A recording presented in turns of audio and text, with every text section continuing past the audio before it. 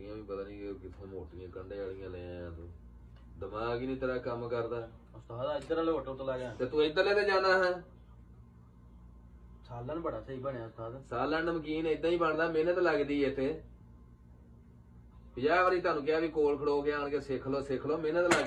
ਅੰਨਾ ਹੋਇਆ ਵਾ ਛਿੱਟੇ ਪਾਈ ਜਾਂਦਾ ਉੱਤੇ, ਖਾਣ ਦਾ ਵੀ ਨਹੀਂ ਪਤਾ ਤੈਨੂੰ। ਉਸਤਾਦ ਉਹ ਤਿਲਕੀ ਜਾਂਦਾ। ਮੈਂ ਤਿਲਕੀ ਜਾਂਦਾ ਹਾਥੀ ਆ ਜਿਹੜਾ ਤਿਲਕ ਗਿਆ ਤੇਰੇ ਹੱਥੋਂ।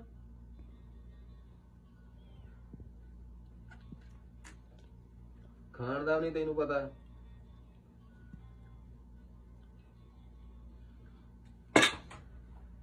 ਪਰਾ ਚੱਲ ਜਾ, ਮੈਂ ਮਾਰੂ ਤੇਰੇ ਰੱਖ ਕੇ। ਅੰਨਾ ਹੋਇਆ ਤੂੰ। ਚੋਕਾ ਵੀ ਖਾ, ਚੁੱਕ ਖਾ ਇਹਨਾਂ ਨੂੰ। ਵੈਸੇ ਤੇਰੇ ਡੇਲੇ ਕੰਮ ਨਹੀਂ ਕਰਦੇ ਹੈਗੇ। 4 ਘੰਟੇ ਪੂਰੇ ਲੱਗੇ ਪਕਾਉਣ ਦੇ, ਤੇ ਤੇਰੇ ਡੇਲੇ ਨਹੀਂ ਕੰਮ ਕਰਦੇ। ਸਾਰੇ ਛਿੱਟੇ ਪਾਤੇ ਕੱਪੜਿਆਂ ਦੇ। ਮੈਂ ਹੁਣ ਨਹਾ ਕੇ ਕੱਪੜੇ ਪਾ ਕੇ ਹਟਿਆ। ਖਾ ਲਾ ਖਾ ਤੂੰ ਹੀ ਖਾ। ਤੇਰਾ